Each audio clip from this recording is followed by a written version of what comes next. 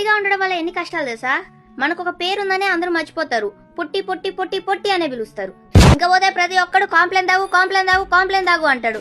వాడు ఎవరైనా జస్ట్ పరిచయం అయినోడైనా సరే కాంప్లైంట్ తాగితే బెటర్ అమ్మా నువ్వు అనేస్తాడు. నీకు తెలుసా బ్రో, నేను తాగలేదని మా అమ్మ ఇన్ని జగ్గులు ఇచ్చింది. జీన్స్ వల్ల అవుతుంది, కాంప్లైంట్ వల్ల కాదు.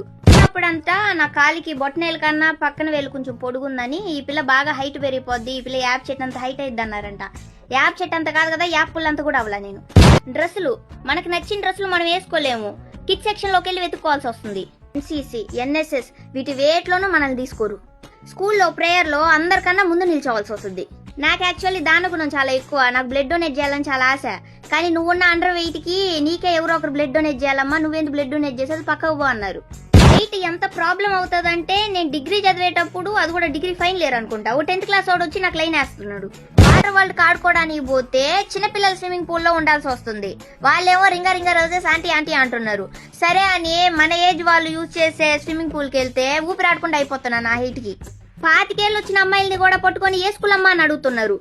అలా అని నా ముఖానికి హీల్స్ తో నడిచేంత సీన్ కూడా లేదు.